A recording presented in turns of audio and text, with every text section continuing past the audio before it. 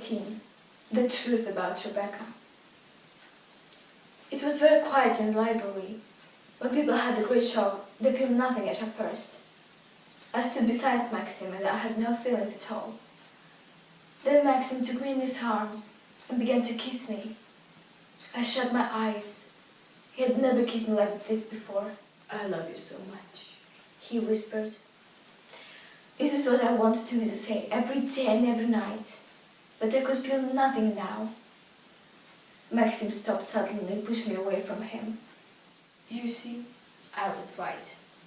It's too late. You don't love me now. It's not too late, I said with my arms around him. I love you more than anything in the world. It's no use now, said Maxim. We have no time. They found the boat. They found Rebecca. I stared at him, not understanding.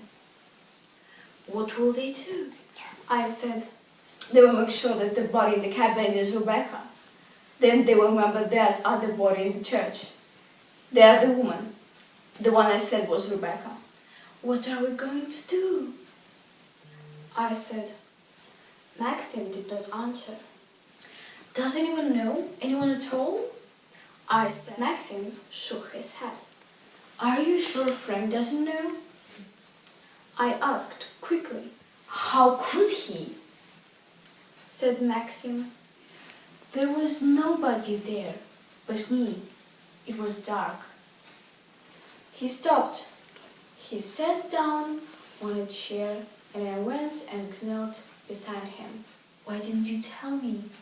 I whispered. I nearly did once. Maxim said, but you always seem so unhappy and so shy. I answered very quietly. I knew you was thinking about Rebecca all the time. How could I ask you to love me when I know you loved Rebecca? You thought I loved Rebecca? He said. I hated her. We never loved each other. Rebecca never loved anyone except herself. I sat on the floor, staring at him. She was clever, of course. Maxim went on. Everyone thought she was the kindest and most charming person. When I married her, people told me that I was the luckiest man in the world. I found out the truth by days after the marriage. We were in the hills near Monte Carlo. It was the same place I would live with you. Do you remember? She sat there in the car and told me terrible, evil things about herself. Things that I could not tell anyone. Maxim stared out of the window. I did not kill her then. He said. I let her laugh. She knew that I would take her to Mandalay. She knew I would never divorce her. I would never tell people at the terrible things she had told me. Maxim came up to me and held out his hands. You hate me, don't you? He said. You can't understand me, can you? I did not say anything. I held his hands against my heart. Only one thing matters. Maxim did not love Rebecca. He had never loved her. Never, never. Maxim was talking to Anne. I thought about Mandalay too much. He said, I put Mandalay first before anything else. I can't tell you about those terrible years with Rebecca. But she made Mandalay the place of beauty today. And I accepted everything because of Mandalay. Rebecca was careful at first. Maxim went on. She had a flat in London. She met her friends there. And then she began to grow careless. She invited friends down here to Mandalay. I warned her. I told her that Mandalay was mine. Rebecca did not say anything. She only smiled. Then Frank came to me and told me he wanted to leave. He wanted to say why at first, but I got the truth from him in the end. Rebecca never left him alone. She always came to his house asking me to for her touch.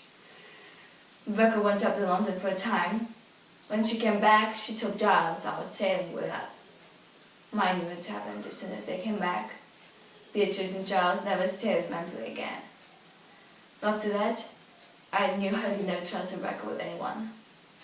She had a cousin, an awful man called Jack Faville. He started to come here when I was away. I met him, I said. He came here the day I went to London. I didn't tell you. I didn't want to remind you of Rebecca. Remind me?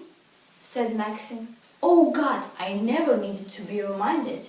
Farewell often stayed with Rebecca down in the cottage. He's a bad man. He's been in trouble for the bullying times. I told Rebecca that I would shoot Farewell if he came to Mental again. Then one night I could stand out like here no longer. Rebecca came back from London very late. She went to the cottage. I thought Farewell was with her. I went out to them. I took a gun to frighten him. Maxim was talking in quick, short sentences. I held his hand tightly. I saw Liza in the cottage went in. To my surprise, Rebecca was alone. She looked ill and strange. This is the end, I told her. I can't stand anymore. Rebecca looked at me and smiled. It won't be easy to divorce me, she said. I won't believe that marriage is perfect. And she stood up and walked towards me. If I had a child, Max, she said, everyone would think it was yours. You'd like a son, wouldn't you? A boy to grow up mentally, and you would never know who his father was. And she smiled at me again. She was smiling and killed her. The bullet went through her heart.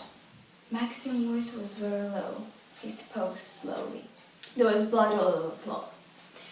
I had to get water from the sea to clean the place. There was no moon and it was very dark. Maxim went on. I carried Rebecca's body to the boat. I laid the body on the floor of the cabin. Then I took the boat out in the bay. I wanted to take the boat a good way out, but the wind was too strong for me. I made some holes in the wooden plank with a metal spike. I opened the sea cocks and the seawater flowed in.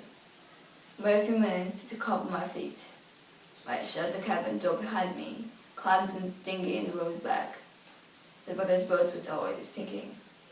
I sat in the water to get down. Maxim looked at me. That's all. There is no more to say. The library was very quiet. We sat there together for some minutes without saying anything. Then Maxim began to speak again. I knew that the boat would found one day. He said Rebecca knew she would win in the end. I saw her smile when she died. But Rebecca is dead, I told him. Let's remember. There was seen the body. They need to get the boat up tomorrow morning. They will find out that it's Rebecca's body in the cabin. Then you must say that you made a mistake about the other body. Nobody saw you that night. We had the only two people what happened that night, it seemed. Yes, I suppose so. They will think that the boss had moved down to the cabin. They will think he was trapped there. They will think that wouldn't be Maxim. I said, I don't know. Maxim replied slowly, I don't know. At that moment, the telephone in the next room began to ring.